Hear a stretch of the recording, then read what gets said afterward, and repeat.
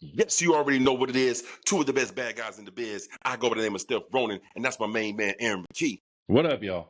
And we are your wrestling, tribalism, the Texan system, scanning, and we don't see nothing but some honest takes unless you listen to the 44 Heelz. We are the 44 Heelz podcast, and we welcome you to Word on the Street, sponsored by Woo Energy Drink. Let's get into it. We're your tag team podcast champs of the world, y'all. Make sure y'all like, subscribe. Definitely hit that subscribe button on this Spotify and YouTube. Hurts no one, helps everyone. Let's get into it, bro. We've touched on it briefly in our last couple episodes, but let's get to the nitty gritty, bro. Why do these wrestlers get better and have better matches when they leave WWE? And we can go Swerve from back in the day with Hit Row. We can go Tommaso Ciampa now. We can go Dakota Kai, a.k.a. Charlie. Now she just had a banging match on Eve. Shout out to her. Back in the game. Wrestling Chris Statlander, who, it just, the names go on and on and on of just wrestlers doing better. When they, Andrade, look at Jesus. Yeah. Bro, god damn, bro. Look at all this. So you said you have the answer to my question that's been burning me up. The answer, and it has been certified by a current WWE superstar. And she goes by 44 Heelz, one of their favorites, baby girls. Chelsea Green was in an interview.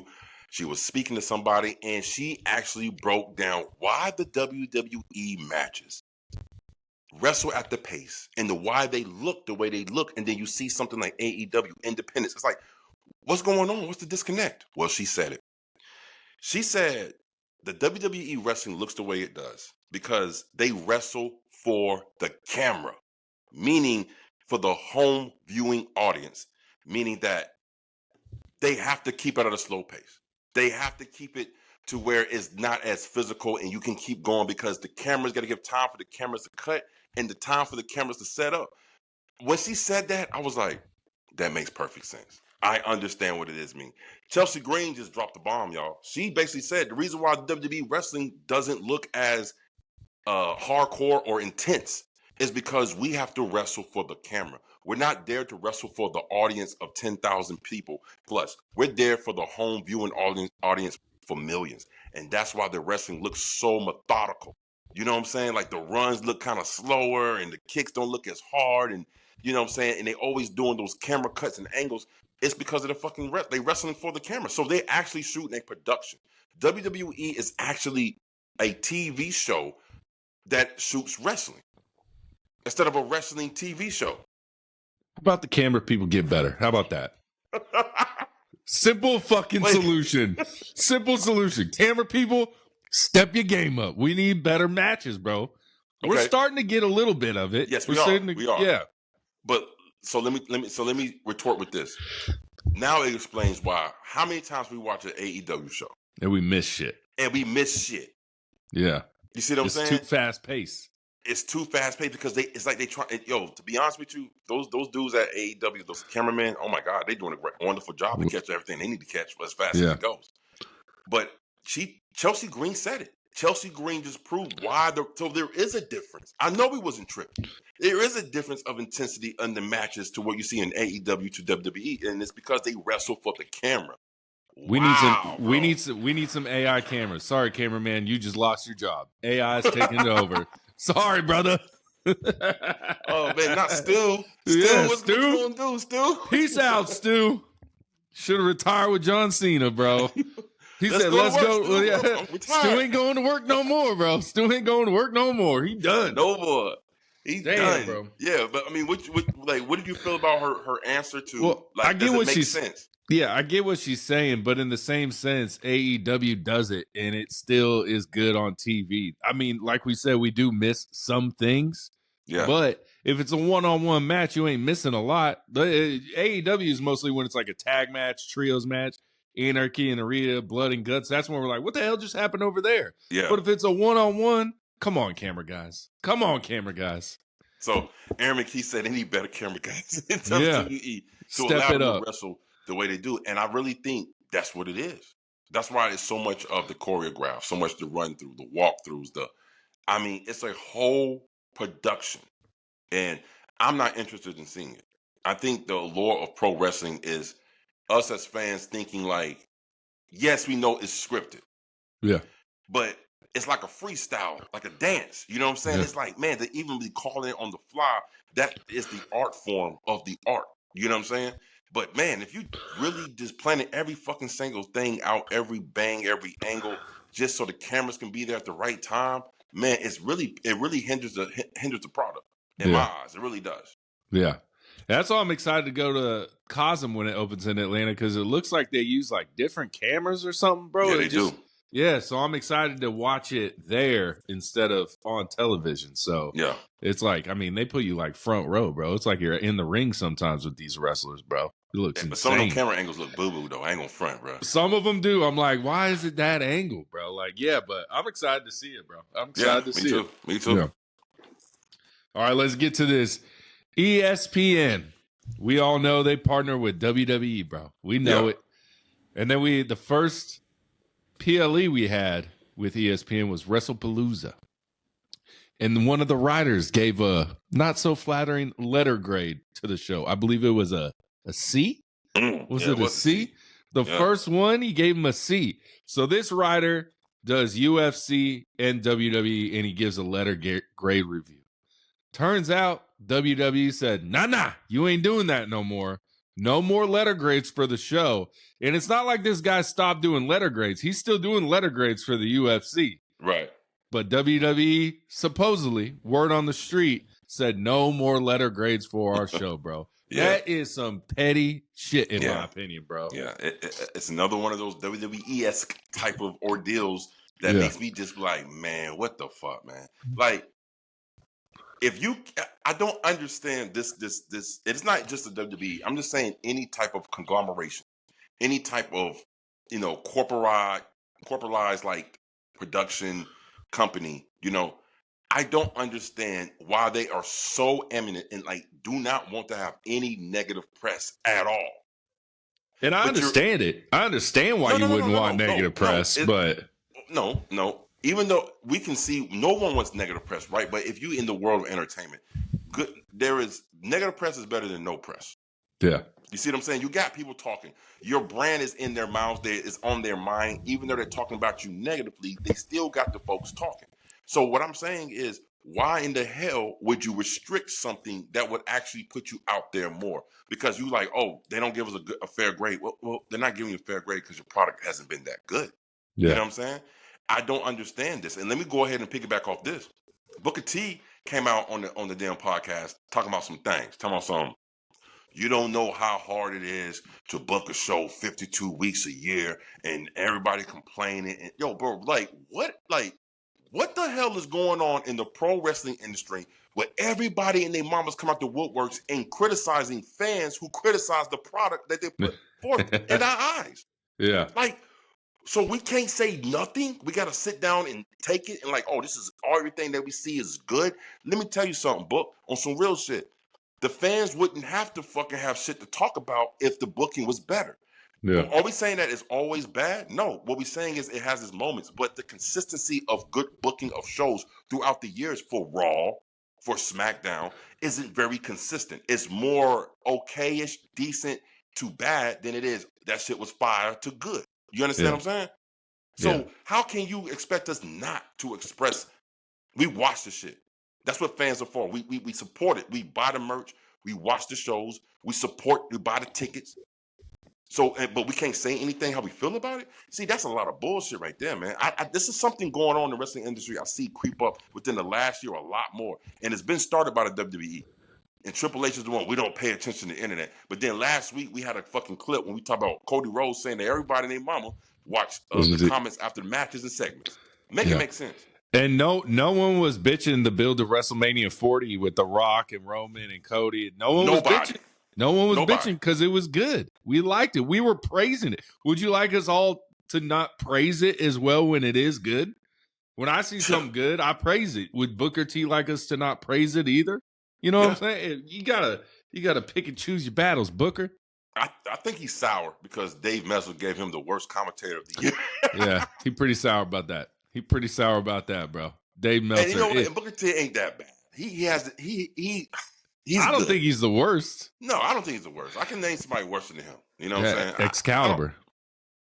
Oh, he's all right, bro. He ain't that bad now. What does people got against sock face, bro? Hey, that right there, the sock face. I get he's a luchador and stuff, but when they pan over and the dude's wearing a luchador mask doing commentary and that's all he does, I'm like, it just seems out of place.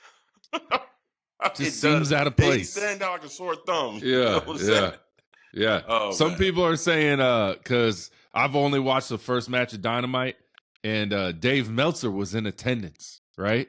What? And Excalibur was not on commentary. They're saying he's the same person. No way. No way. Oh, man. You know what I'm saying? Oh, that's crazy, man. Yeah.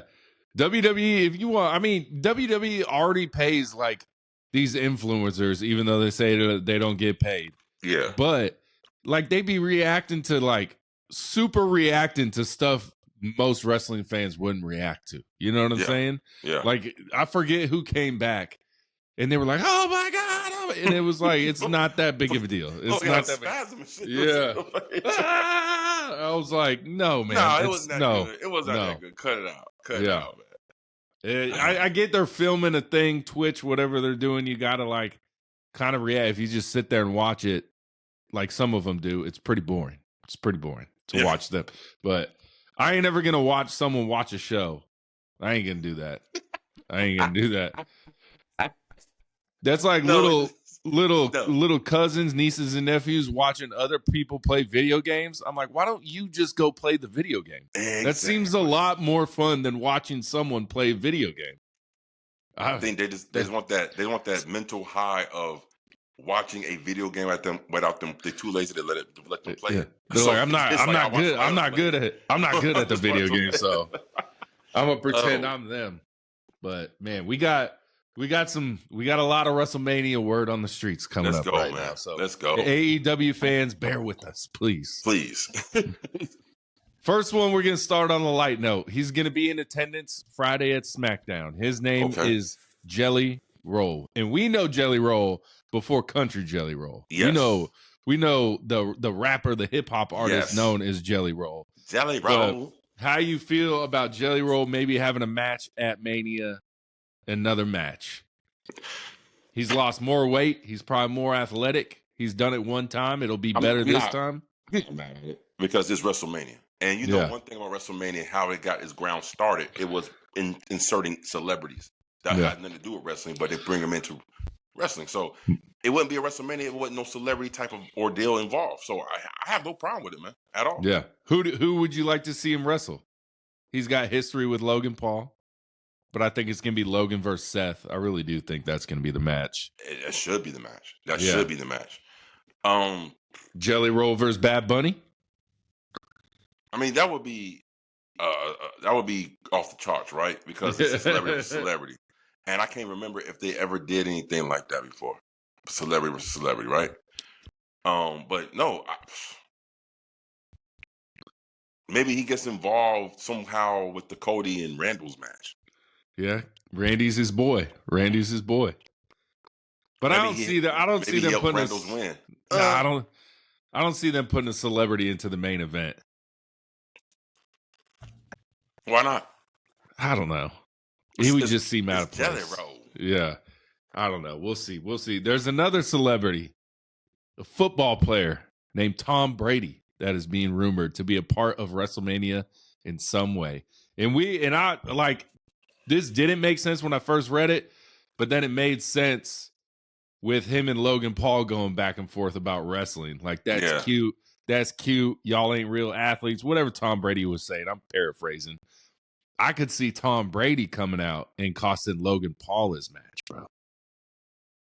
Damn. See, that would be crazy. And shit. You know, I mean, because to be honest with you, Tom Brady don't look the most athletic person I ever know. And I've seen him run on a football field. He is far from the most athletic person on that football field. He can climb the pocket, but that's about it, bro. I think it took his whole career. His last year in Tampa, he finally rushed for 1,000 yards through his whole career. Wow. Wow. Oh man. So I don't know, but would it be like that would be some WWE WrestleMania type of moment or deal? Tom Brady. Yeah. Tom Brady's in the, you know what I'm saying? Like they're in the Raiders. They're in the Raiders stadium. Tom Brady's a part owner. Yeah. It makes You sense. see what I'm saying?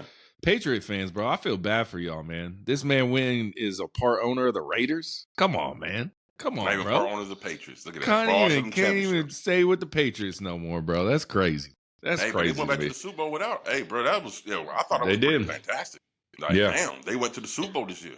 They got mollywop, but they went to the Super Bowl. You know what I'm saying? Now, speaking of football, let's talk about Le'Veon Bell. Oh yeah, that's on there, man. Le'Veon Bell versus my boy Logan Paul, bro.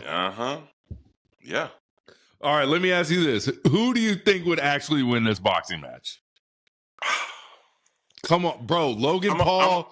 Wait. I'm going to say like Logan Paul is going to win because I've never seen Le'Veon Bell box before. So I'm going to give the edge to Logan Paul because Logan Paul actually fucking boxes and shit. He boxed Floyd Mayweather, one of the greatest boxers. Don't bring that up, bro. Bring that up, bro. He held his own in the ring. Not held his own, but did decent against one of the greatest boxers of all time. Yes, bro. in their fucking mid-50s, yes. Hey, it don't matter, bro. It do matter. It does matter in boxing. Reflexes and timing, it does matter when you fucking old. George Foreman won a world championship at 50, bro. Don't you always tell me that athletes now is better than athletes back then? Yeah. Okay, so there you go. Floyd Mayweather is one of the athletes that are kind of right now. No. Bro. He's kind of old school. He was boxing, what, 6 years ago professionally? No, listen, maybe 10 years. This is a dead argument because we saw what happened to Jake Paul when he fought a motherfucking real boxer. Well, Anthony Joshua did that day. He fought a real boxer that outweighed him by 50 pounds. That was dumb, bro. But hey, I'm just saying, Logan Paul would probably win that boxing fight. I would have given the edge to Logan Paul, but we don't even know because he had to back out and he used the WWE, the reason for him backing out. And Coach had his back. True? Coach, Jonathan Coachman. Bro, I don't know okay. if it's true or not. So Logan Paul did box Dylan Dennis when he was under contract with WWE. And he beat the brakes off Dylan Dennis. And Dylan Dennis is a UFC fighter, right? Mm-hmm. So this man can fight. Logan Paul beat the brakes off that man. But he ain't no boxer. It's different. Boxing is different from fighting. It is, but at least Dylan Dennis is a fighter that used his fists. Le'Veon Bell isn't a fighter. But my thing is, right now, Logan Paul, if you remember 2 months ago, he signed a full-time contract with WWE. Mm-hmm. So that limits him more. And guess what else also happened? Everyone in his faction is hurt. So they need Logan Paul not to get hurt, bro. Yeah. You know? So, but again, why would you let them sign off from the fucking match and then only for them to pull them out?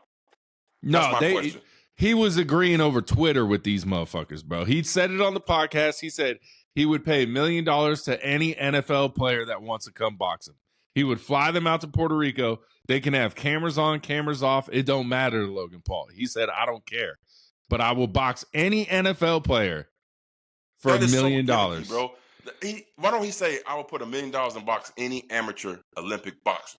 Like, if you really that confident in your skill, fight a fucking boxer. He was having the beef with the NFL players because of the Tom Brady shit, bro.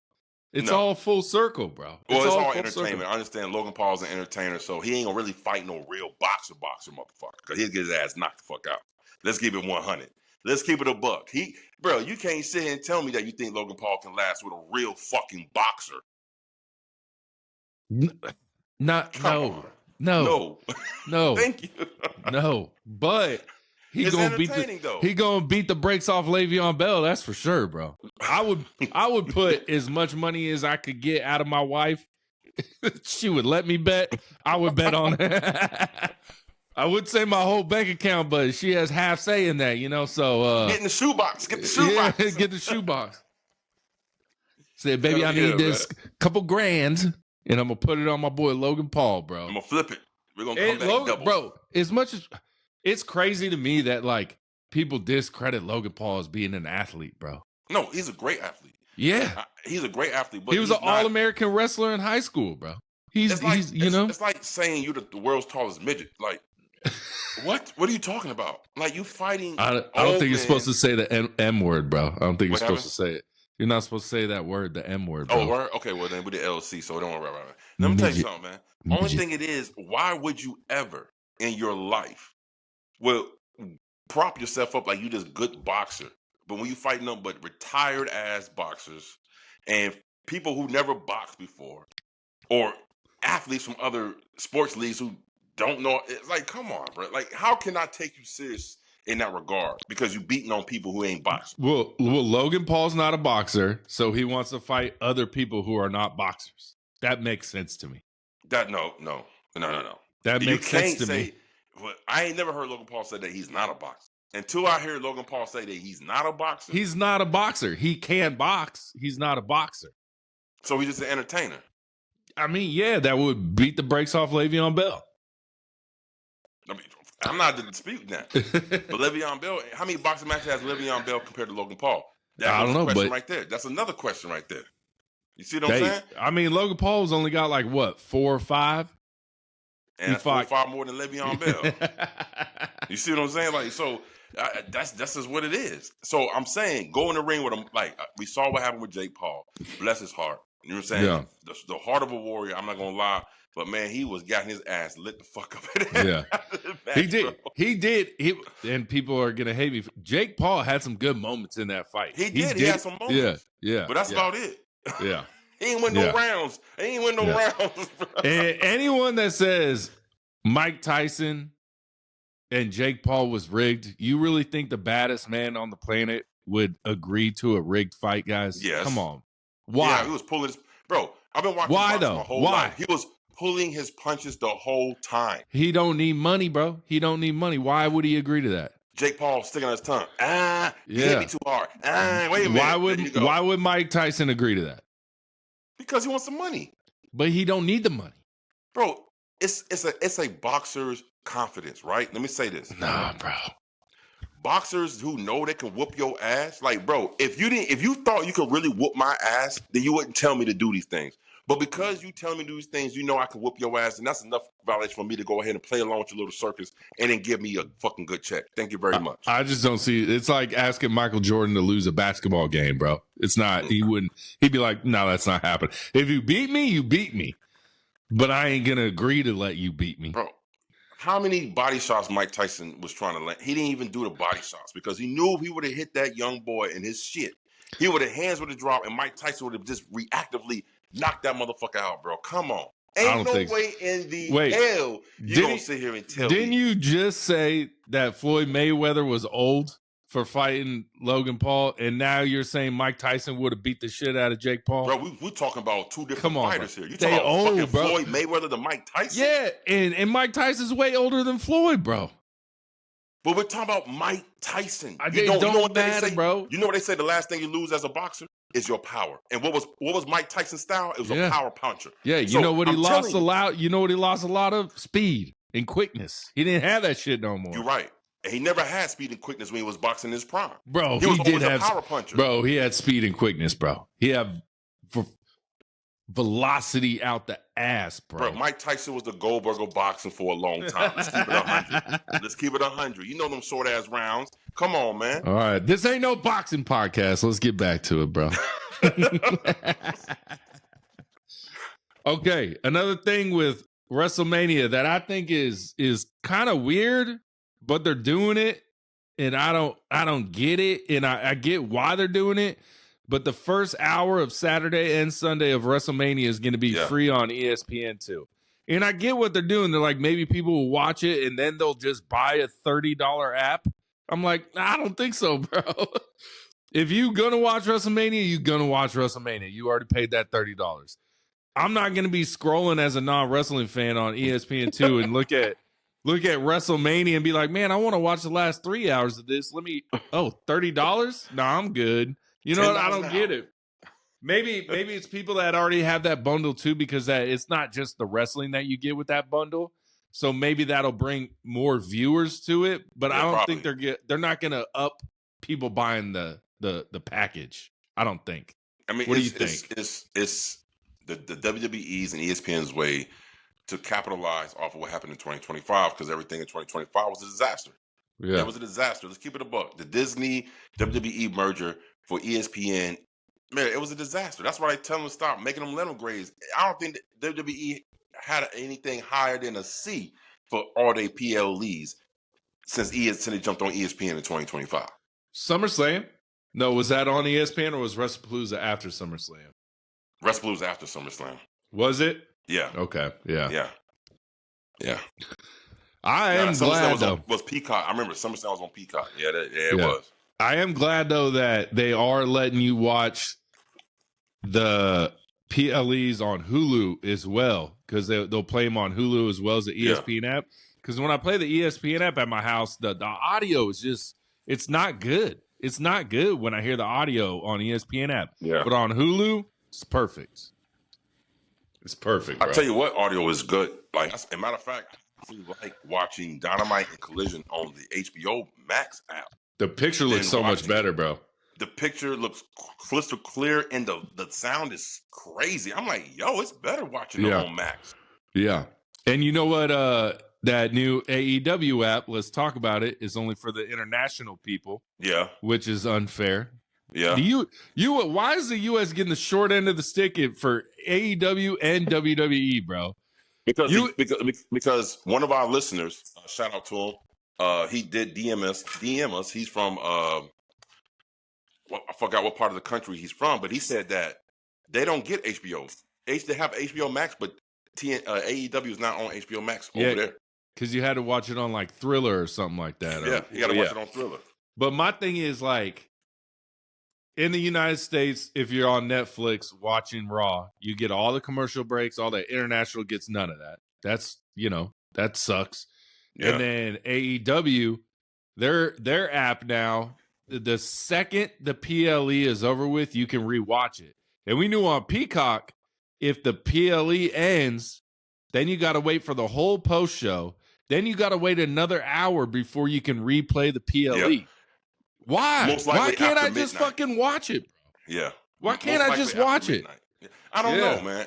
I don't know why the E is known for doing these tactics. It's all about money. It's all about numbers. They do things like that, man. It's like, I don't know, man. I don't know why the E is so money hungry. And I don't think it's the E. I think it's TKO. Yeah. Let's keep it a buck. Ever since TKO has taken over and took control, the product of the E has not been its best within the last 5 years. Well, I wouldn't say 5 years because WrestleMania 40 was only 2 years ago. That shit was pretty lit, bro. I said it has not been its best within the last 5 years, meaning after WrestleMania 39, I'll give them credit for that. After WrestleMania 40, this is within that 5-year window. So you had 2 great WrestleManias surrounded by possibly 3 bad WrestleManias that we're about to get. So they haven't really, within 5 years, they really hasn't been at the peak. And you would have thought that after 40, they would have done this. Keep going up, right? Well, word on the street, bro. Cody Rhodes said this might be the best WrestleMania bell to bell. And he has to say that. I get that. He has to say that.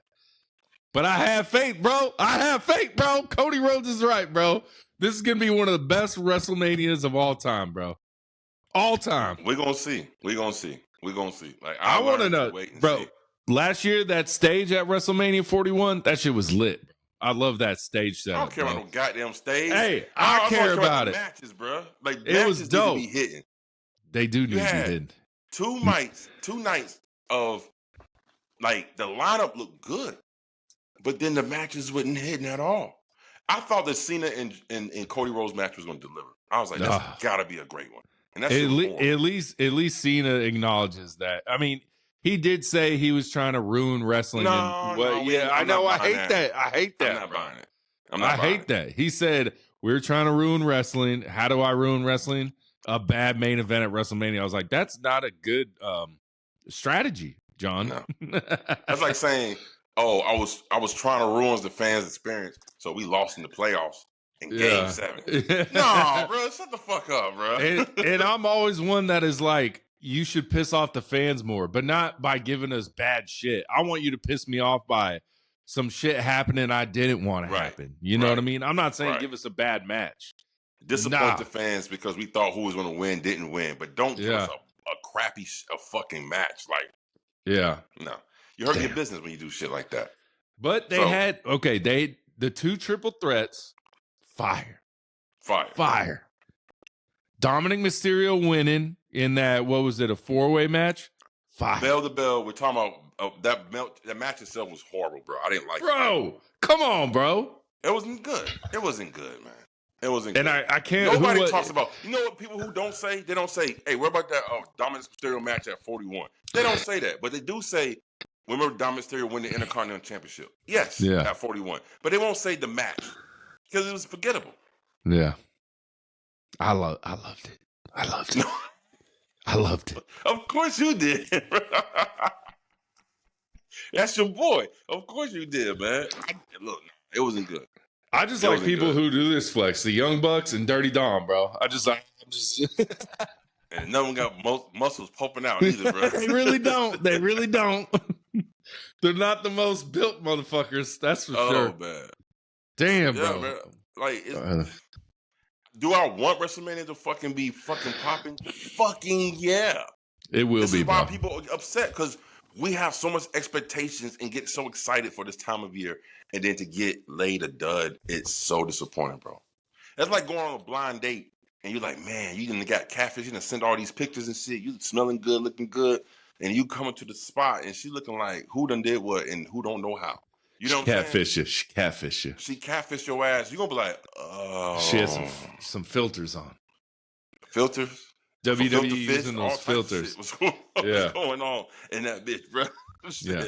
Now, have you seen this with WWE? Like, the graphics keep changing for WrestleMania. They keep doing, like, different graphics, bro. Like, it was this, now it's this, now it's this, like, blue thing, and, like, they're saying they just don't know what they're doing. But I'm like, no one gives a fuck really about the graphics, bro. We don't care. When this stuff with Vince McMahon clears, and it's going to clear. He's not coming back, bro. The way it's looking, it's going to clear. When his ass pops back on the scene. No, bro. It's not happening, bro. They need to go ahead and let this man tutor a lot of people about how to do productions.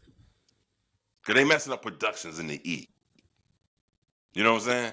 And I never thought I would say nothing like that, because that's one thing I've always known.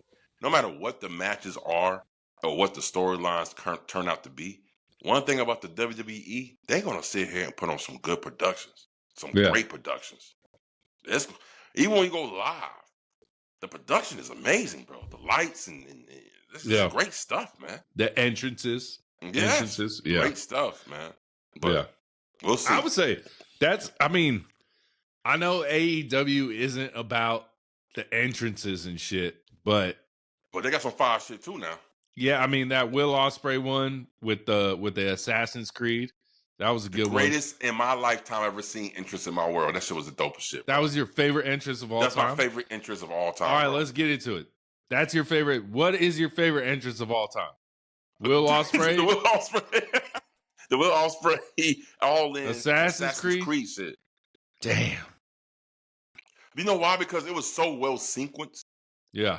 Like when he got in the ring and he did like this, the whole fucking shit said. I was like, oh shit. Yeah. And I wasn't expecting nothing like that from like, bro. I get goosebumps thinking about it. I got goosebumps watching that shit, bro. I was like, yo, the aerial assassin coming out too. And some people discredit that interest as like, oh, that's another fucking like an advertisement.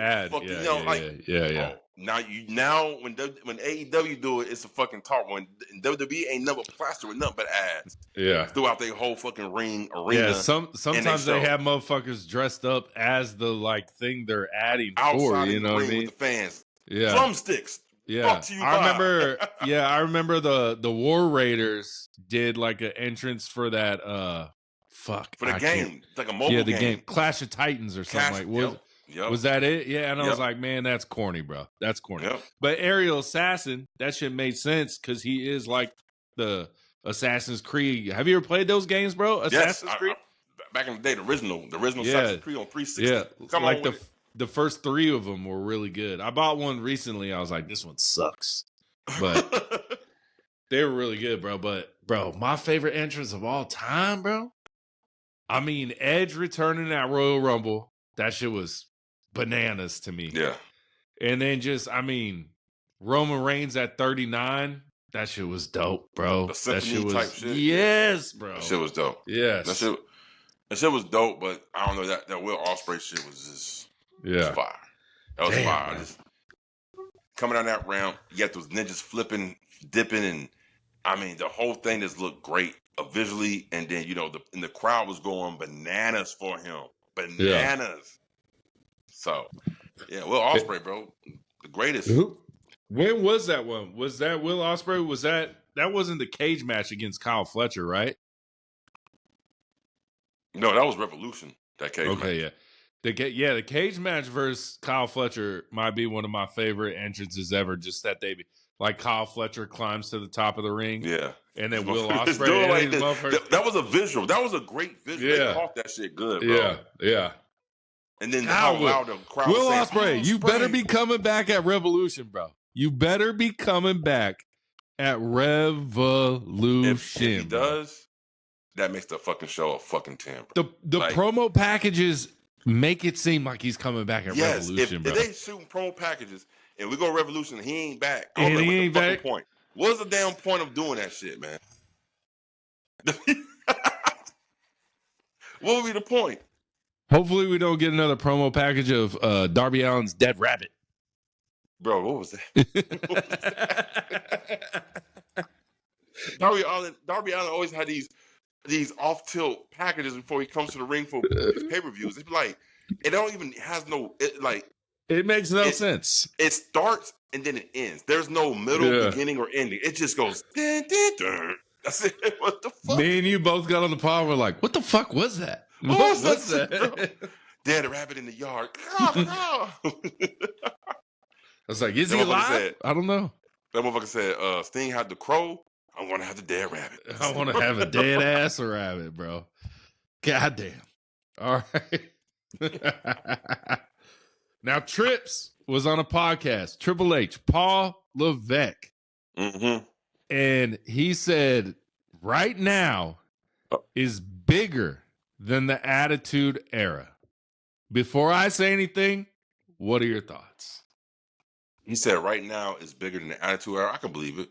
Yeah. I can believe it because they got a lot more sponsors now than they had in the Attitude Era. You couldn't have sponsors like this in the Attitude Era because it was the Attitude Era. This shit was too raunchy, too hardcore, too explicit. So those sponsors were going to come in and attach their product to something that was prohibited and restricted by kids. You know what I'm saying? So yeah, I agree. Yeah, I agree too, because I feel like the wrestlers now are more like pop culture. And what I mean by pop culture is like we see wrestlers on podcasts that aren't wrestling podcasts anymore. And like, let's be real, TV really ain't the thing. Like, Stone Cold and The Rock were on Jay Leno and David Letterman and all that. But Cody's doing Flagrant podcasts. Roman's doing this. You know what I'm saying? Like all these different people are doing. So I think wrestlers are getting more. They're doing movies more now. Like back in the Attitude Era, none of the wrestlers were really doing movies. Like ever. Right. Ever. So I do think it is bigger. Obviously, your ticket sales are going to be bigger because inflation, price goes up. You're going to make more money, all that stuff. It's like, I always bring this to make people really think like Avengers Endgame is the most money a movie's ever made. But Titanic in the 90s, still no one's beat how many tickets that movie sold. Right. Did it make the most money? No, because tickets were fucking $4.50. You know what I mean? Yes. Now a ticket to the movie is what? I don't even know, $20, $16? $17.89. Yeah. So like, yes, the movies nowadays are going to make more money. WWE today is going to make more money. But we wouldn't have this era if it wasn't for the Attitude Era. Exactly. And everyone knows, if you follow this podcast, the Attitude Era was not that good, man. In my opinion. The first segment and the last segment was awesome. The middle was not good.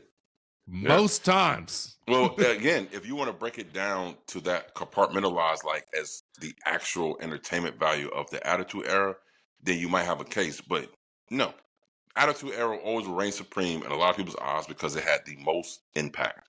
It revitalized and kept WWE till this day standing. If it was no Attitude Era, we might not even have a WWE. Yeah. Because they were whooping that ass. Let me ask you this. Is the wrestling better now or the Attitude Era? Attitude Era. Really? Yes. You sure? I don't care if it was D'Lo Brown versus one of the Headbangers for 8 weeks in a row. But those matches was more intense and more hard-hitting. It was more physical. Do you think? Yeah, I know so. Bro, I've watched the Attitude Era a lot, bro. See,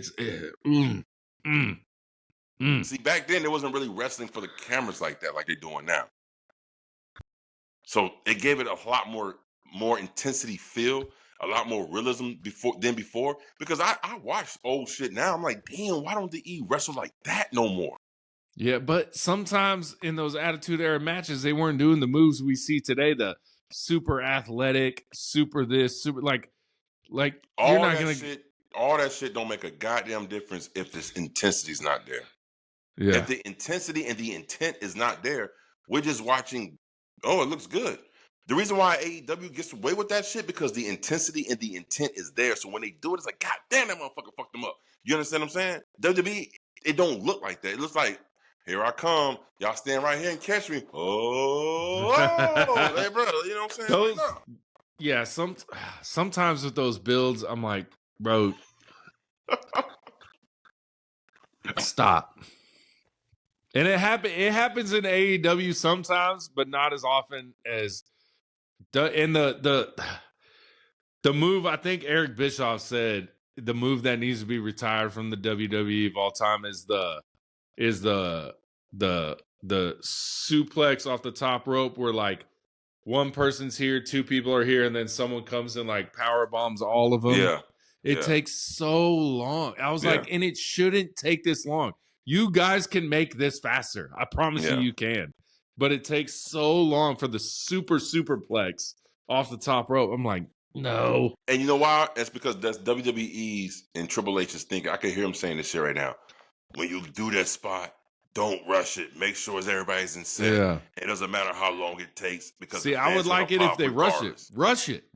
It would look better if you rushed it. It would look more realistic. Like, boom.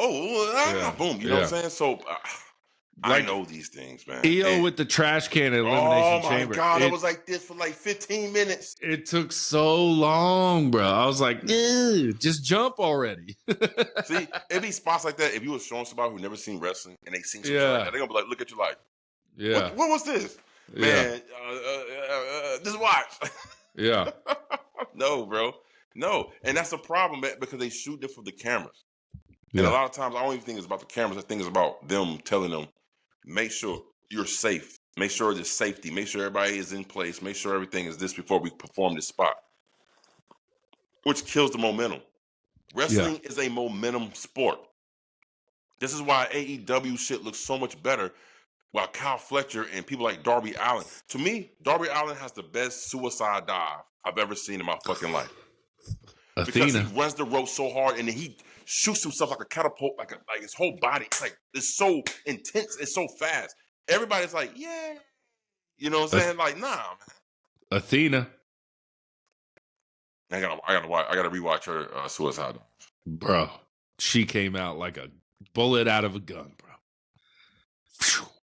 And speaking of Athena, bro, she says she's not being used on AEW because she has backstage heat with other people. Apparently, she be rubbing the wrong people the wrong way backstage. Now, who do we think that is?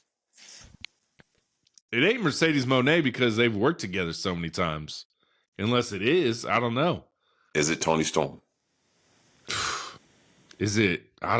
Who could it be, bro? But who could it be to prevent her from being on AEW TV? That's more that big of a deal to where it's like, no, not her. And if I'm a wrestler in AEW, I want to work with Athena, bro. Yes. Like, why is she still on RH, bro? She should have been called up. Yeah. Yeah. to the main roster already, man. Yeah. I don't know. Are we okay? Is it That's my Mercedes thing. Monet? No, they've worked together too often, bro. Maybe because they work together. We ain't seen it on TV since, though. Yeah.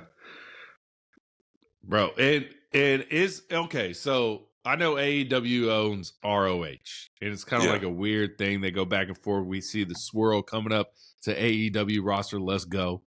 But like, is it like, do you think the ROH is the NXT of AEW? Is that how they kind of treat it? In a way, yes. Yeah. Yes. It is that, and RH has a lot more luxurious history with actually real pro wrestlers and stuff. But right now, they basically treating it like NXT. Definitely now, word on the street. Here we go. ROH is going to have a whole studio shot their whole show in a studio in Jacksonville.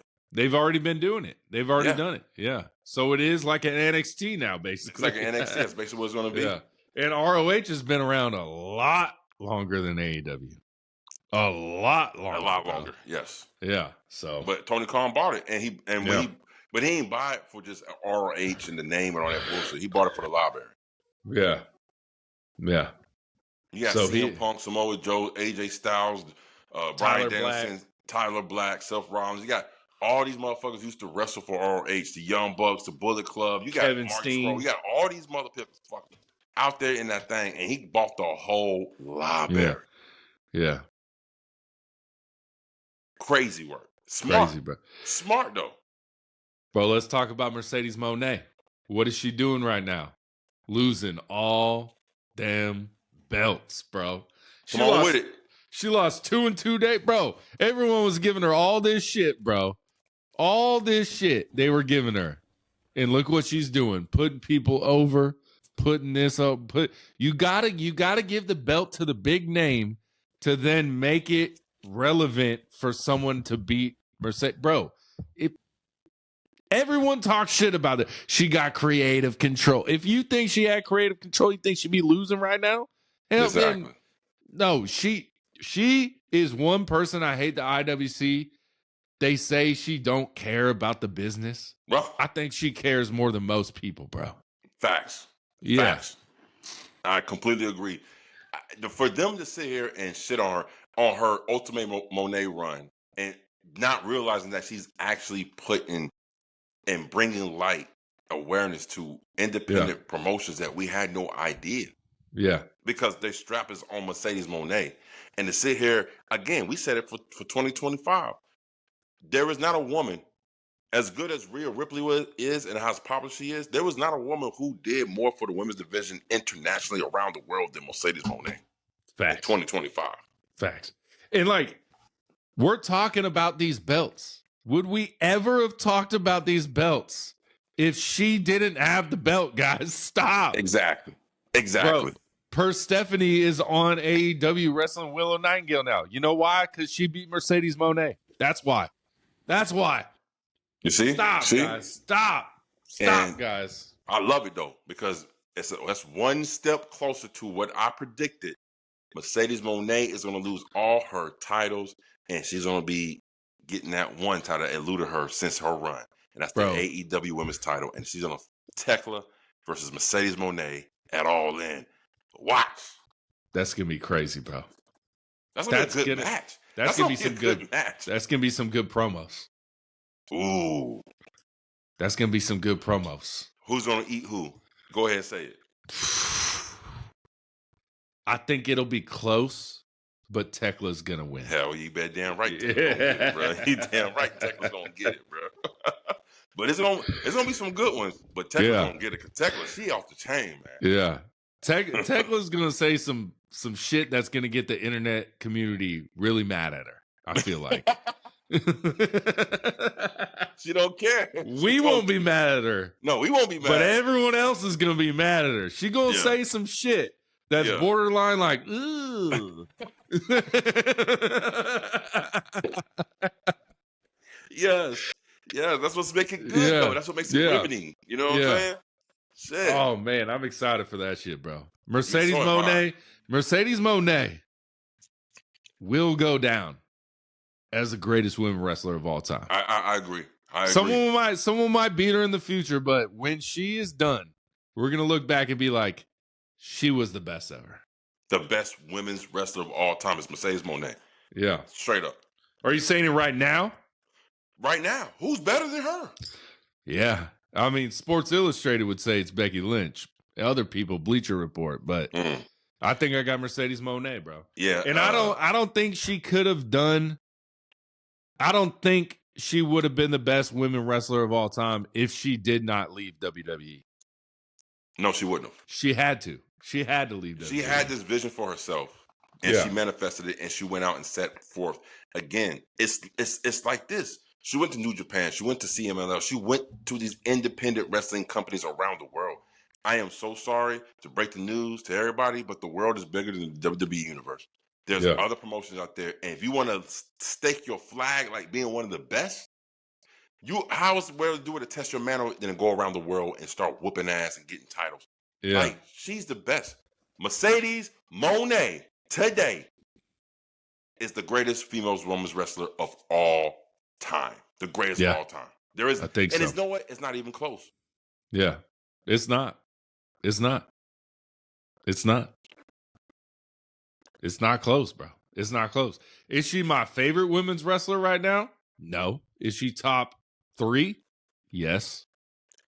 Who had, like, again, she had the more impact. The fucking match between her and Bayley at NXT, was it TakeOver?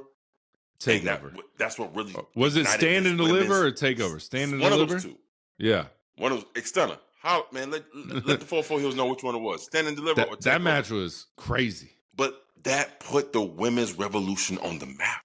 Yeah. So, yeah. I mean, come on now. She is the one who sparked this shit, and she is flaming it by winning these titles. Yeah. Trish and Lita sparked it. Mercedes Monet and Bayley flamed it. And Mercedes Monet is burning shit down now. Like she's probably again. I can't put a woman over her. Like I'm trying to think.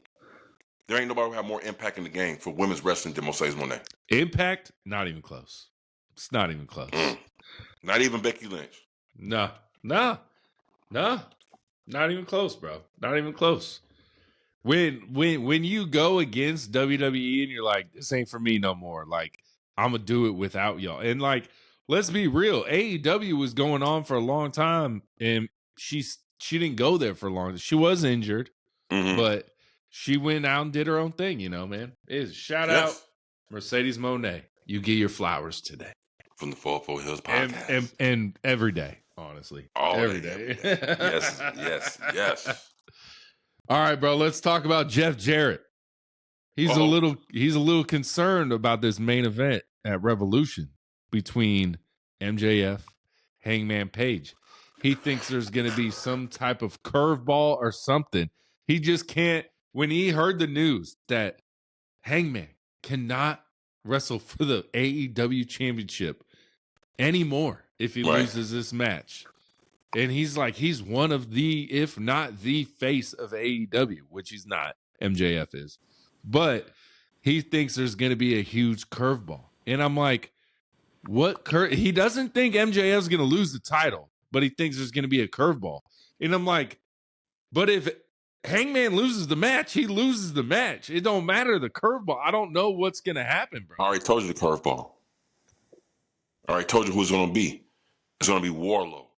He's going to come in and beat the dog shit out of Hangman, which Hangman wins the match because of interference. But doesn't get the belt. But he don't get the belt because MJF is champion.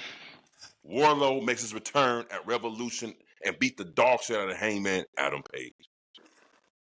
Wardlow. That's what you're saying. Wardlow. I don't know. He might. We'll see what happens, Wardlow. We'll see what happens, my dog. He filmed American Gladiators with Miz as the host. We haven't seen the show yet. It hasn't premiered, but I'm excited to see it. Did you ever watch that show, American Gladiators? American Gladiators. One of the best shows of all time, bro. The tennis ball. Oh, I love shooting that show, each other. Yeah, bro. My favorite one was the two battering on the top of the beam. You got to knock them off. Oh man, that was dope, bro. Yeah, and then they had like the pedal bite. And you're like, bro, that shit was. I love that show, bro. They actually made a documentary, a 30 for 30 on American Gladiators. Go I check never it out. seen it. I gotta watch that. It was good. That out, man. It was good, man. It was good. All right.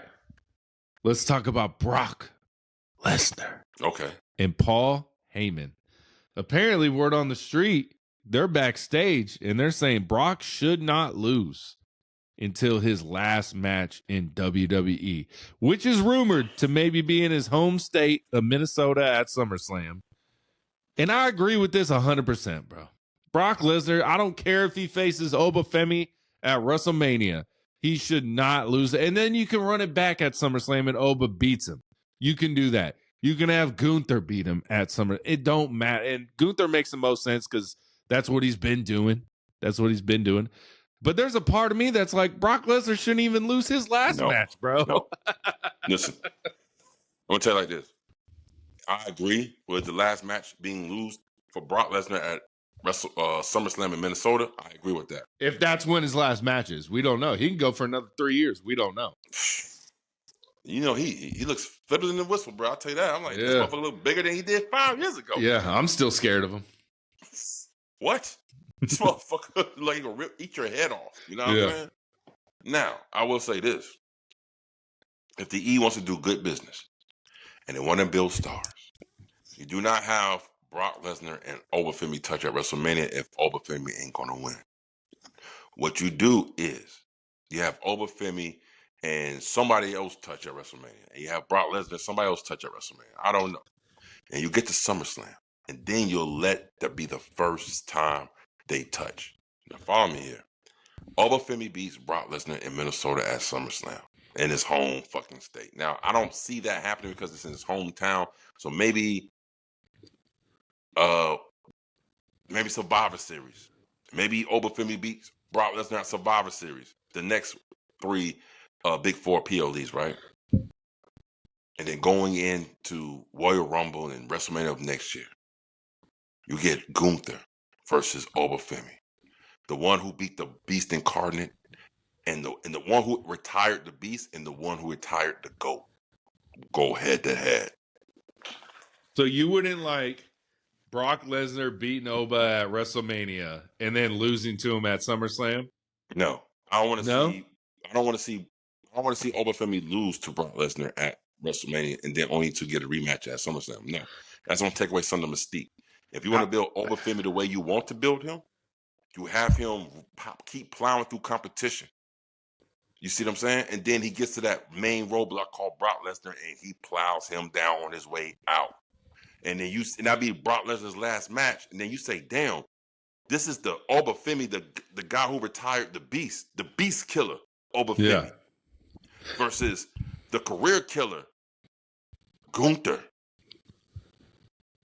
That's blockbuster right there. How about Oba and Brock at WrestleMania, but a double, they both get knocked out and they both receive the 10 count? Boo-boo. Boo-boo? Boo-boo. You don't like that, bro? No. Not an out of the ring 10 count, just a standing 10 count. They're both on the ground.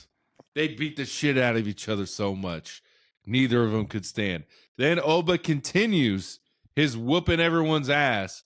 And then he comes back and he's like, I am finally ready for you, Brock. And I will beat you this time at SummerSlam. In a cage match. Oh, bro. Are we talking Hell in a Cell or are we talking cage? No, cage. Cage? Cage is so much better than Hell in a Cell. I'd have to disagree with you there. Cage is so much better than Hell in a Cell. I love Hell in a Cell better. I don't like that fact that there's space between the ropes and the cage, so you can That's fight what outside. I like. That's what I like. I like it when it's like you just in that fucking ring and cage. The reason I like the Hell in a Cell more than the cage is because you can win the cage match just by leaving the cage. Hell in a Cell, it don't matter where you go. You got to get a pinfall or a submission. See, that's boo-boo. That's like having a regular match. So I want to. But in a cage, bro. It's like a regular match with inside, right? So if I was right, my cage matches, you can never fucking walk out through the front door. The only way you can leave there is no door. There is no door.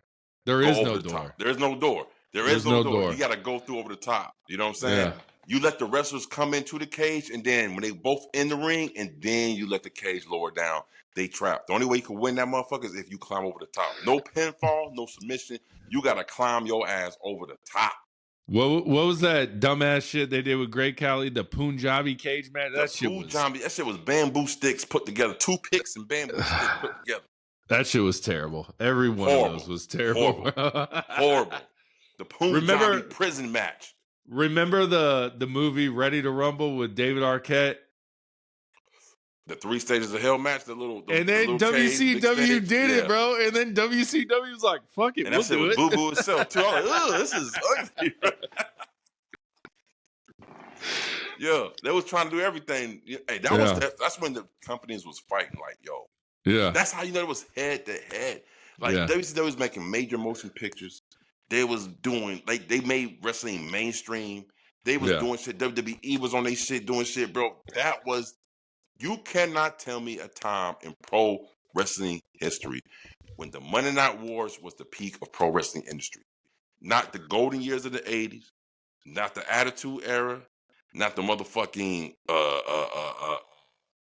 ruthless aggression era.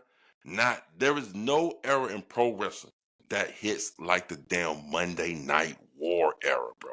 It doesn't hit the same because they're not on the same night, but I really do like this era right now with AEW, bro. I do. I don't know, bro. It's something about having 2 wrestling programs at the same time, and you got to flip back and forth. And it was so much. You talking about content?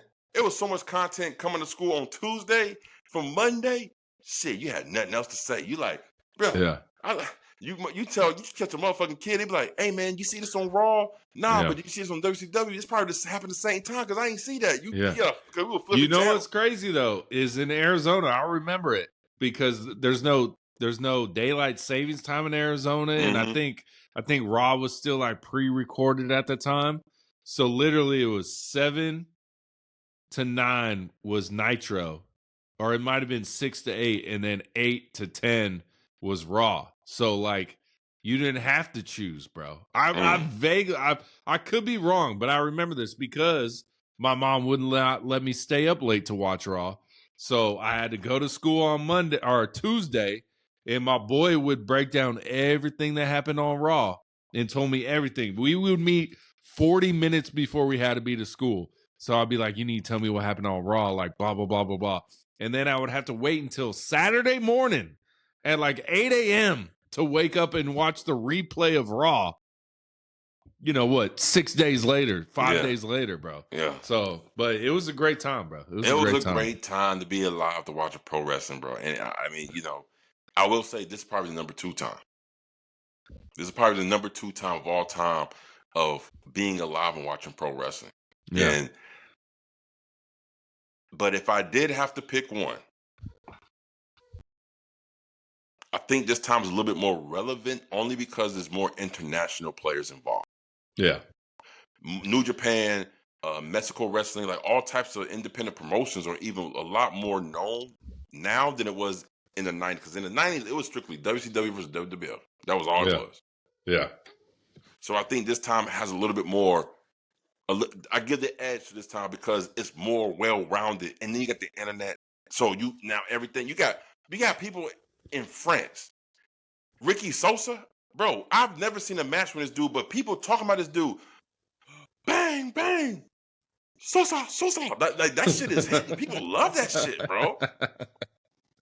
And he came out to WCW. Shout out, word on the street is he came out to TNA when he was in Atlanta for the Gateway Center. He came out to TNA, and he was doing he did the Sosa thing, and TNA didn't even put him on they pre-recorded him.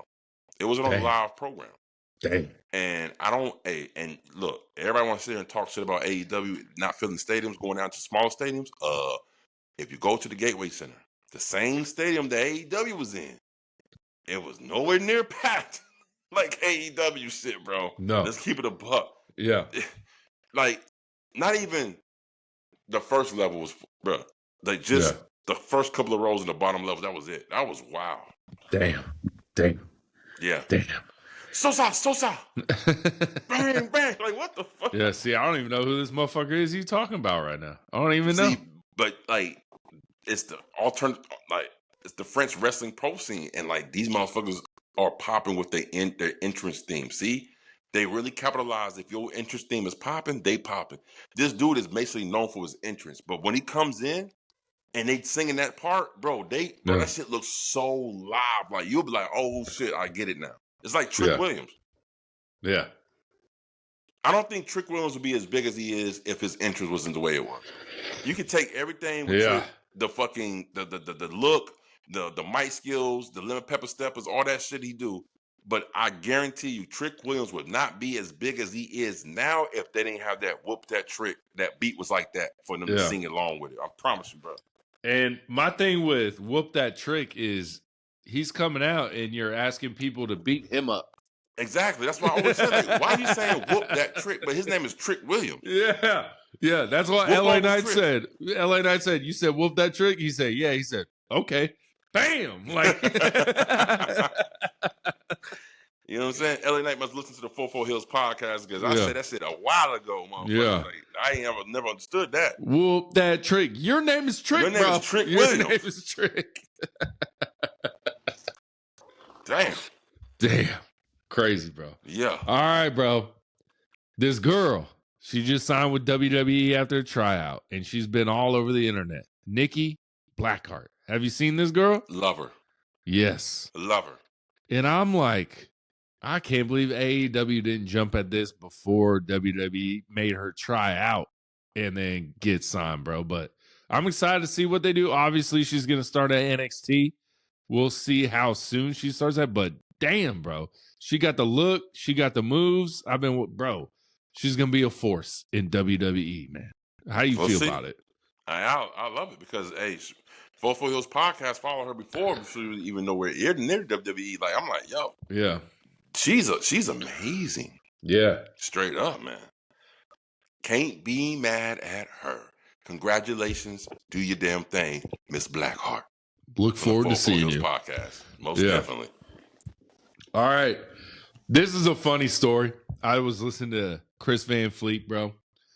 He had Johnny Morrison on it. I don't know if you've seen John Morrison. He's got a bald head now. He lost his what head. is going on with that? He lost his hair in a match. He got shaved. He bald. But he told a funny story about 2010 Elimination Chamber. And we've all seen the clip where a pyro gets a little too close to the Undertaker. Caught on fire a little bit. Got a little torched. Mm-hmm. He said the pyro guy got up and ran out of the stadium and was never seen again, bro. Oh shit! He was scared for his life, bro. He was like, he said Undertaker came back after the match looking for this guy, and they're like, he gone. He's like, I'll see him on Monday. Nope, you ain't seeing no one on Monday. I said, what your resume is? I set Undertaker on fire. It was an accident. He said, like Undertaker was practicing it, and like the pyro went off when they were practicing, and Undertaker was like, "Man, it's kind of like drafty in here." Like he's like, "I'm kind of worried about this," and they were like, "Nah, you're good, bro." And then that motherfucker got set on fire, bro. Took down coat off. Yeah. He said he broke character for a little bit, and then just bam, right back in. But bro, that shit is hilarious. They was Mark Calloway scaring motherfuckers, bro. What the motherfucker saying? I'm out of here, bro. I said, Undertaker on fire. I'm out of here. You already know his job was done. He said, I ain't gonna give you the pleasure to fire me. I'm out this bitch, bro. Where'd he go? He's out of here. The motherfucker said, I gotta go to the bathroom. I got to bathroom. I bet he didn't even say that, bro. He said, I'm out. Like, you fuck up at work that bad that you're like, they gonna fire me, so I'm just gonna dip right now, bro. I'm out. I'm out of here. Peace out, y'all. All right, bro. AJ Styles. He's going to be part of WWE ID, and he's going to be scouting for new talent. When we talked about it, we didn't know what his role was. You were hoping he would be like a liaison to the main roster. Nah, he's going after the youngins, bro. He's going out there. And I'm like, bro, it kind of makes me mad because he quit wrestling because he wanted to spend time with his family, bro. You're gonna be out there recruiting. Like, I don't get. Are you just watching film then, Well, or are you his going neck to is the fucked up. arenas? His neck is fucked up though, bro. Yeah. And he said it. His neck is messed up, and so it's like he can't go in that ring as much as he wants to. And he always said that the day I can't go in the ring the way I want to, then I don't want to do it no more. And he probably, because he's one of those people that take pride in his in-ring work. A lot of wrestlers don't. Some wrestlers don't take pride in in-ring work, bro. Like it clearly shows. I'm like, you just don't care. You're just there to get a check. Yeah, Goldberg. You know what I'm saying? What you say? Who? Goldberg. Goldberg. Damn, bro. What you gotta Goldberg? Shit. Goldberg, damn, he ain't do nothing to nobody, bro. No, he did. I just fucked with you because bro. that's your boy. That's your boy. That's your boy. Bro, but it was an accident, Brett. It was a fucking accident. I don't think Goldberg went to that match saying, I'm gonna fuck you up. Nah. Bro. Bret Hart's wrong for that, bro. Like, yes. He's wrong for. Look at Samoa Joe hurting Natalia's husband and ended his career, right? With the brain buster or whatever. Yeah, the fucking muscle buster, yep. And muscle buster. And you know who he doesn't blame for that? Samoa Joe. He's like, bro, shit happens, bro. Or, like, hey, Brett, let's go ahead and talk about your family for a little bit. Oh, damn. I remember don't do that. Don't do that. I remember a certain situation happened to where Owen Hart put Stone Cold in the power driver and dropped him. Oh, that one. Neck. Oh, I thought you were talking about the other Owen Hart situation. what? That has nothing to do with this, bro. Let's talk about that, though. Let's talk about how he dropped Stone Cold in his head. Yeah. And you know who Stone Cold don't fucking blame for him? Owen Hart. Yeah. But Stone Cold had a career after that, though.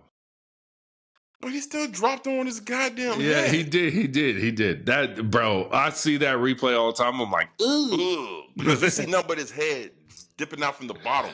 I'm like, it wasn't like the top of his head. It was like his whole face. I'm like, damn, he dropped him. Kayow. Yeah. And then you got Undertaker doing a tombstone to Hulk, and he's like, my neck. Oh, you got me, brother. You got me, brother. That shit was a foot away from the canvas. Hoagie was fucked up for that shit. Oh, you got me, bro. Taker said he was going back tripping like balls. Like, oh, shit, I fucked up Hogan. Yo. Hogan was fucked up for that. You got me, brother. Could you imagine being the Undertaker that early in your career, doing a match with Hogan, and you think you paralyzed this man? And then you watch the replay, and it's like not even close, bro.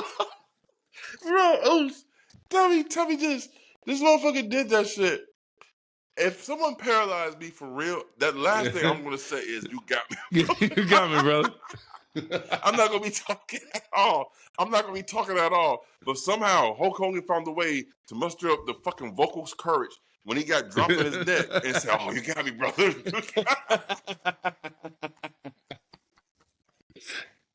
That shit was hilarious, bro. That's crazy, man. Hogan was fucked up for that shit. He was trying to get Undertaker fired in that bitch, bro. Yeah.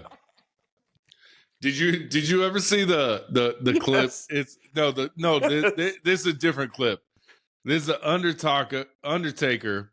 He has a match with Coco Beware. Oh shit. And he does the tombstone pile driver on Coco Beware. And he fucking dropped this motherfucker on his neck, right? Oh. Like just bam. Go look it up. But he's on when Undertaker was with the guy on the podcast, not his wife. Yeah. They had Tony Hinchcliffe as a guest. And Undertaker tells a story about like Coco was like super pissed because Undertaker like dropped him on the neck. And he's like, I apologize. I said sorry. And he just kept coming at me like, bro, you dropped me on my fucking neck. And Undertaker was like, man, if you still got a problem with it, I said sorry. We can go out to the parking lot and handle this business. And then they showed the clip. They showed the clip to Tony Hinchcliffe, and he was like, it was bad. He dropped him on his fucking neck, bro. It was bad. It was the worst tombstone of all time. Damn. And Tony Hinchcliffe was like, bro, so you dropped him on his neck and then he was mad, and then you were gonna go in the parking lot and beat the shit out of him because of that. That's what I was thinking. Like, he gets his neck fucked up. How are you gonna fight him? He said you were mad at him because he was mad at you, and then you were gonna take it to the parking lot, beat the shit out of him, bro. Oh my god, it's one of the funniest clips. That's funny, yeah. man. That's funny shit right there, bro. Undertaker didn't give a fuck back there. Yeah, bro. he's like, I said sorry. Bro. I said, yeah. he said the whole night he couldn't sleep. He was worried about like, hey man, I'm sorry, man. You know what I'm saying, oh man, you got me good, brother. You got me good. They didn't have that instant replay back in the day where you can go rewatch. Oh man, that shit was funny, man. Oh, this is good stories right here, man. This is good stories, man. Yeah. All right, bro. Dusty Rhodes, Cody Rhodes' brother. No, not Dusty Rhodes. Dustin Rhodes. My bad. Okay. Not Dusty Rhodes. Dustin Rhodes. My bad.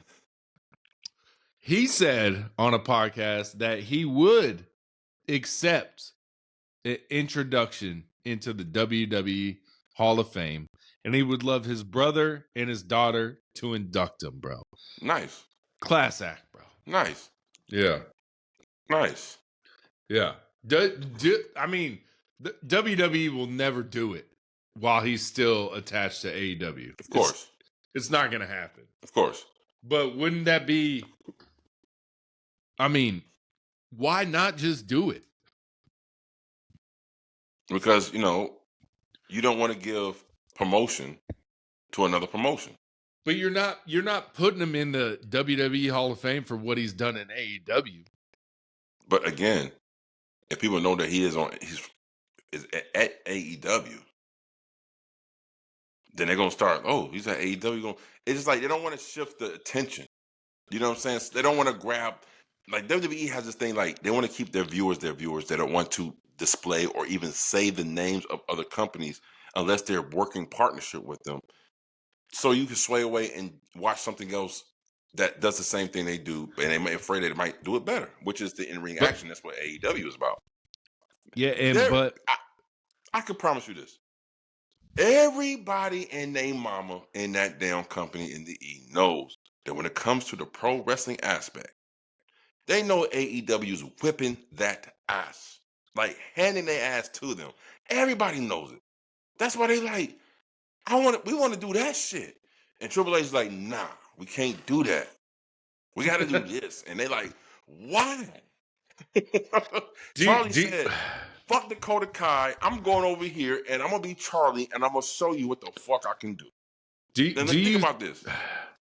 Think about this, though. Imagine you work your whole life to do the one thing that's going to get you into something popular, that notarization of being a pro wrestler in the ring. And you get to the main stage and they're like, yeah, we don't need you to do none of that shit. Just do this. You're like, what the fuck? I didn't train all this shit for nothing. So you want to prove to people that, yo, I'm the best. No, check me out.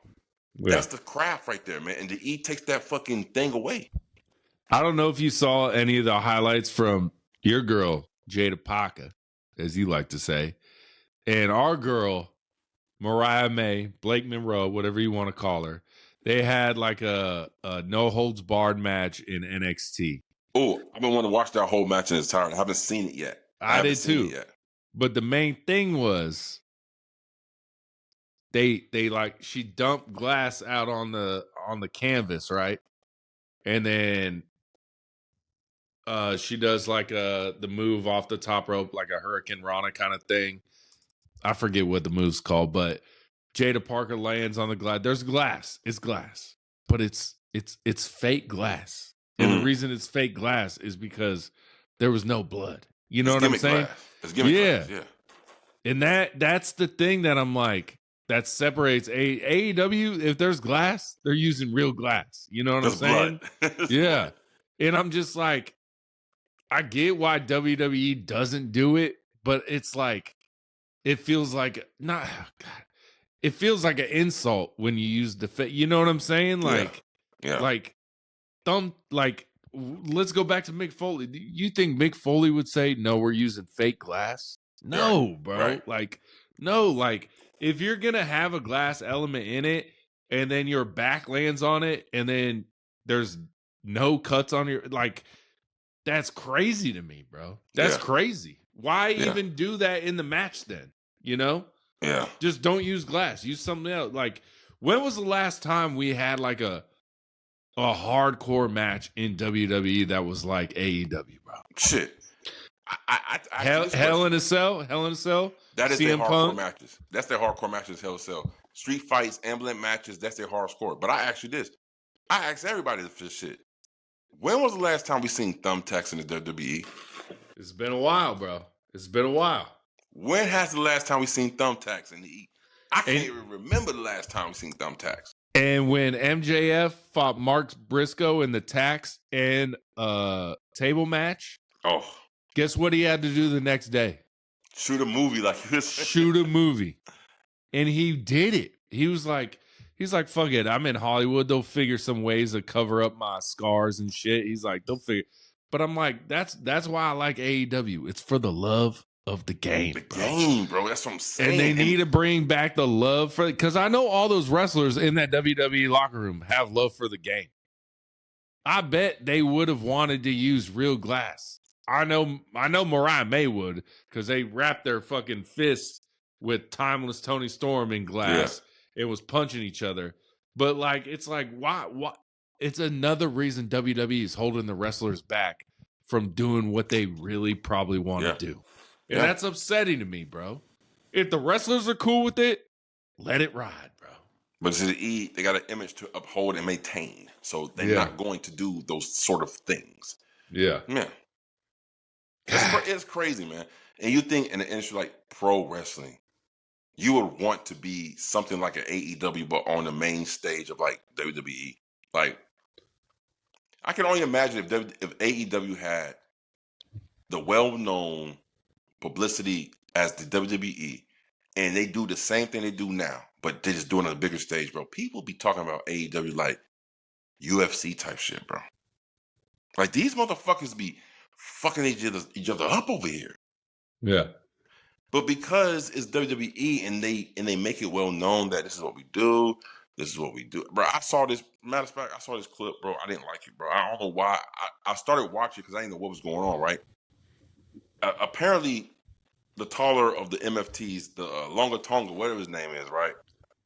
Tongaloa, right? Tala Tonga. No, you were right. Tonga.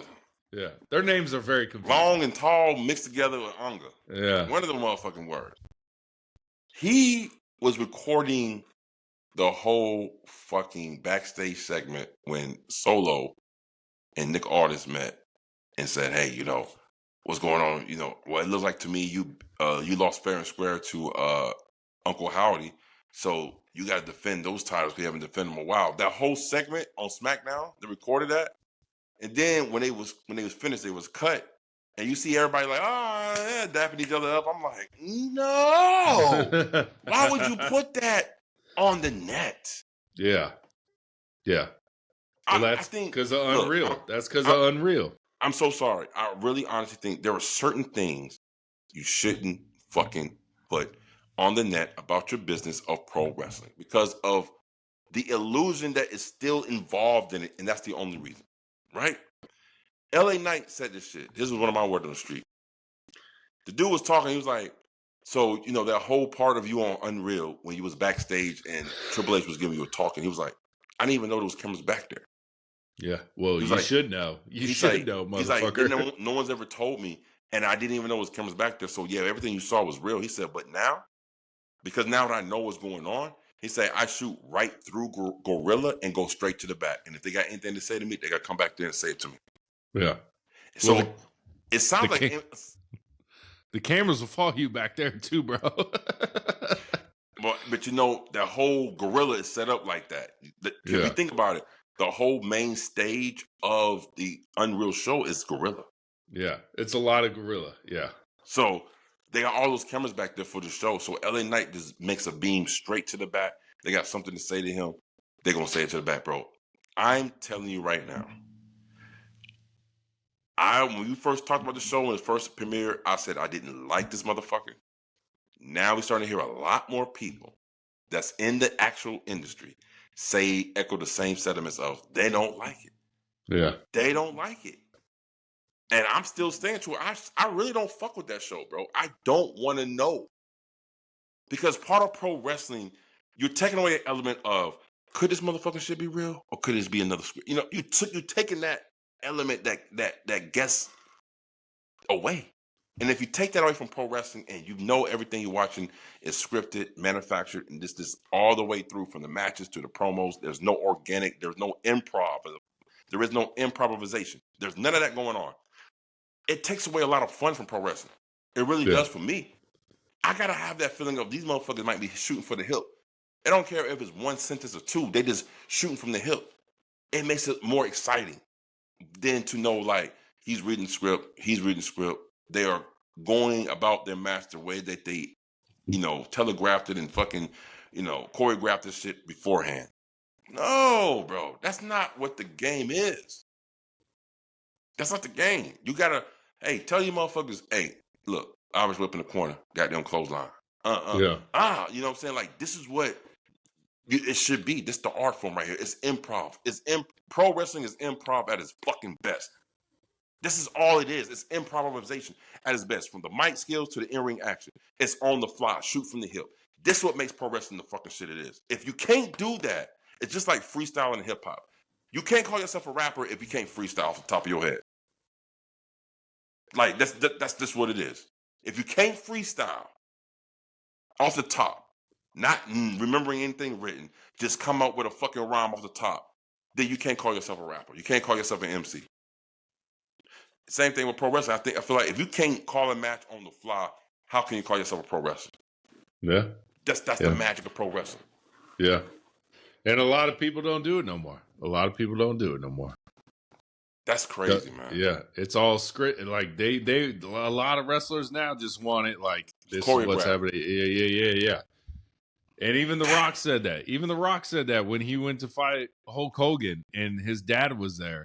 And he's like, what are we doing? And Hulk's like, bro, we'll figure it out there. And then Rock's like, no, I need to know. And then his dad was like, listen to Hogan. Just listen to Hogan. Yes. He'll guide you through that motherfucker, bro. He'll guide you through that shit. Times have changed. Times must change. You know what I'm saying? Like the damn opening for damn Watchmen. You know what I'm saying? Yeah. Hell yeah. All right, bro. I ain't got no more word on the streets. I got some word on the streets. There you go. Let's go. I got one right here. I have a theory about Cody Rhodes. I wanted to say the other night on the other pod, but I didn't because I want to save for it on the street. Cody Rhodes' heel turn is going to be something like this. We all know he's a heel except him. Yeah. He's going to be the self-righteous heel. He ain't going to be like a MJF heel or a Swerve heel or like a Jake the Snake Roberts heel. He's going to be one of those heels who thinks that what he's doing is right. And he's looking after the people who's under him for the betterment of themselves. He's going to be the self-righteous heel, bro. I'm telling you, bro, it's going to fucking hit better than this shit right now. I promise you. If he comes out there, it's like, you guys need me. Who is your heroes? Stone Cold's your hero? You know what I'm saying? Roman Reigns, the narcissistic, who don't even treat his family right. That's your hero? I am your hero. Bro, I'm telling you, that would be so amazing. Yeah. That gives me goosebumps just thinking about it. Like, that would be so amazing of him to make himself a heel, but he's trying to do the right thing in his eyes because he thinks he knows is best for us. Yeah. That's the fucking heel Cody Rhodes going to be. Yeah. And I think heel Cody Rhodes, we need to see it very soon. Yeah. And the best opportunity he has is this year at WrestleMania versus Randy Orton. And not saying he turns heel at WrestleMania. I need some heelish shit before WrestleMania. Yes. Yeah. I need some heelish shit. In there to give you little nuggets. Not even a sprinkle. Give me the whole cake, bro. I need heel promos. Like something like Randy, everyone said I was your driver. I was your lackey. No, like I'm sick of that. Like something along those lines, bro. I need him to go full heel on Randy. But see, the thing is, would he really be heel if he go full heel on Randy? Because if you think about it, if you Cody Rhodes, bro, think about this shit, Oos. The history. Yeah. Yo, people say I was your driver. Yeah. You think I forgot how you slapped my father? Yeah. Yeah. You think I forgot how you slapped me? Do you think I forgot how the ending of Legacy happened? Yeah. I give you the respect because you are my mentor. But other than that, Randy, the mentor, the student has surpassed the mentor. Now I'm the guy. Bro, I'm telling you, bro. Maybe something like, you was never my mentor. I was just using you. Nah, he don't got to do that. See, that's what I'm saying. The heel has changed because you don't have to always say, I've been using you the whole time I was a heel. You can honestly be now the genuine person and flip it like, I'm acting like this because you acted like this to me first. That's the new heel now. And it makes so much sense for a heel like Cody. Like, so I don't think Cody Rhodes' heel is going to be a traditional heel in the sense like, oh, he was backstabbing the whole time or anything like that. I think it's going to be one of those things. He tried to do what's right, and we turned on him, and he's trying to be the fucking one. So whatever John Cena was trying to do, Cody's going to do it better because it makes more sense now. You see what I'm saying? Yeah. Get rid of the bleach hair, bro. He go back to black hair, bro. Go back to the brunette Cody Rhodes. Bro, I'm telling you, this is why I even bleached my hair for you guys. Because I wanted to be the white face, baby face, bro. If he say shit like that, bro, that shit would set the whole, bro. I would love that shit, bro. Crazy. And Randy, your new Randy Orton shirt with the blue, I don't like it. But people are buying that shit, though. I seen it so many in the crowd. Would you buy it? No. No, I don't like that shirt at all, bro. No. I gotta have something to match. I gotta have something to match with it, like some shoes or something. But just to wear that shirt like that and he coming out there looking like that, Bro, my wife gives me shit all the time. I be wearing shit. She's like, that don't match. I'm like, I think it matches. She's like, shit don't match. She said, what you wearing right now does not match. I was like, no. But then she'll make me wear some brown shoes with some other color. I was like, brown don't match with this. She's like, it does. I was like, it don't look right to me. I'm not comfortable. Should I be comfortable in what I want to wear? I'm like, man, this shit makes no sense what women say match and what I think matches, bro. Bro, that shit is funny as hell, bro. My lady buying me shirts and shit. She's like, here, try this. I'm like, what? Shit, what is this? Oh, we gotta love them, though, man. They look after us. Now, I'm gonna tell you one thing that I found interesting the other day. Here goes my last word. Pro wrestling is the only form of entertainment where being good ain't good enough. Was that with the IWC? Is that with the IWC? No. I'm saying within the industry. Being good isn't good enough. Like, why do you think there's only so many people who reach the like we always talk about, there's being over and there's being over. Yeah. You see what I'm saying? Why do we think that out of all the years of this industry, there's only a certain amount of people who reached that plateau to where they were selling out houses, selling out merch, driving TV ratings? So it's hard to get over to that standpoint, because you can get over LA Knight, Jay Uso. They are over. Yeah. But they ain't going to be the ones who sell out no arenas. Ain't nobody going to go crazy trying to buy tickets to see Jay Uso. If he's a marquee name. Stop. No, I disagree. I disagree with Jay Uso, bro. No, give me a stadium. I give you the Gateway Center in College Park. That stadium sits about 5,000 people. Wrestling setup. You mean to tell me you think 5,000 people would come out and sell that stadium with Jay Uso being the marquee man? Nobody else. No Cody, no Roman, no Rhea. Just him being the marquee person. You think he'll sell 5,000 people? Yes. I don't think so. Yes, bro. Come on. Come think on, there's bro. only been a couple of people in pro wrestling history who's been able to do that just off the name alone. And Undertaker, as big as he wasn't one of them. Big Show, he wasn't one of them. Nah, Big Show. You can't compare Undertaker and Big Show, bro. Stop. Kane, he wasn't one of them. During that Kane Undertaker, but that had to do with both of them. D Generation X alone wasn't one of them. Yes, bro. Stop, bro. No. Stop, bro. Blasphemy. You know why? Blasphemy. D Generation X will only be relevant because who they interact with, and that was Stone Cold Steve Austin. Stone Cold Steve Austin can sell out a whole fucking building. Hulk Hogan can sell out a whole building. Roman Reigns can spike your ratings and sell out buildings. I think Cody Rhodes is that guy that can sell out. John Cena, Cody Rhodes, yes. Dude, nah, it depends where Cody's at. And see, it's a regional thing with Cody. I think if he was on the West Coast, I don't think Cody Rhodes' name by himself is gonna sell out shit. I think he does, bro. Here's another example. Look at AJ Styles. As big as he was in the wrestling community and his legacy, he's not a name that will sell out fucking stadium. But my thing too is you got to factor in ticket prices. If I can go see Cody Rhodes or Jey Uso for $20, fuck yeah, I'm doing it. If I got to spend $250 to go see Jey Uso, I'm like, nah. You know what I'm saying? But that's my point. But you would spend $250 to go see Stone Cold Steve Austin. Yeah. Exactly. That's my point. Yeah. That's my point.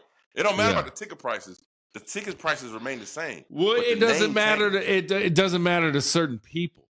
But certain people, the ticket price does matter. You could be a huge Roman Reigns fan, but if the tickets are $1,000, you ain't got that right now. You know what I'm saying? Okay. So I'll give you another example.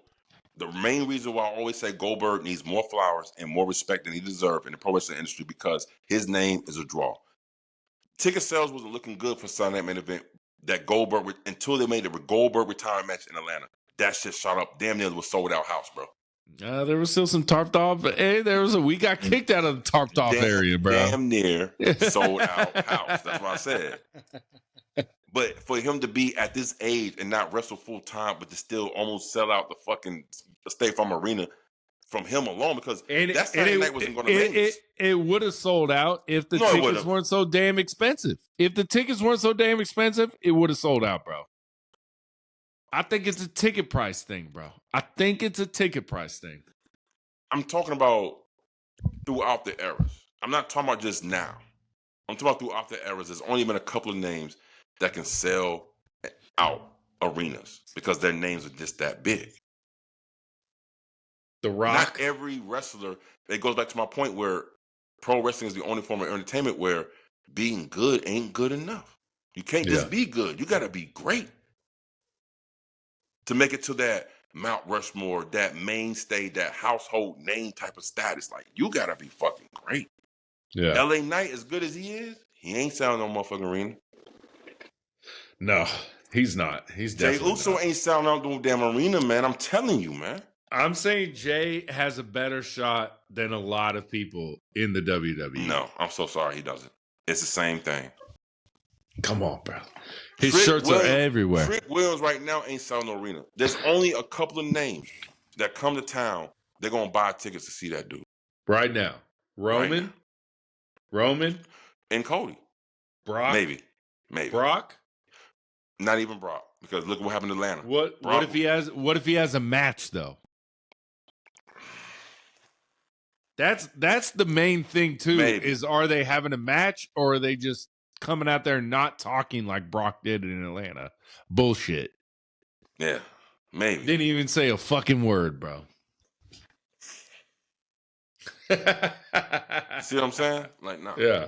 But only a couple of names can sell out arenas, bro. That's how hard it is to be great in the pro wrestling industry. So that's why when they say they give so much respect to people that was over, because they reached that plateau that only certain wrestlers ever went to. Like, you got to respect that motherfucker.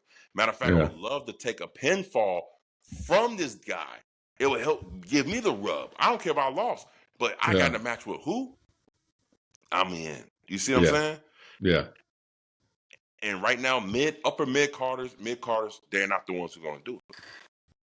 You gotta be a main eventer, superstar. Like, think about this. There's a difference between mid card, upper mid card, main event, and goddamn superstar. Yeah. There is different levels to this shit. Because you can main event WrestleMania all you want to, but it don't make you a superstar. Yeah. You know what's crazy too is in WWE, that build up to WrestleMania 40, they were like, this is our 14th sellout in a row, our 15th sellout in a row, our 16th. Ain't happening no more, bro. I ain't heard none of that shit no more. It's been a while. Yeah. So I equate it to the NBA. You have your superstars, and then you have your all-stars. Yeah. Main eventers is what an all-star is to the WWE. But they ain't superstars. Yeah.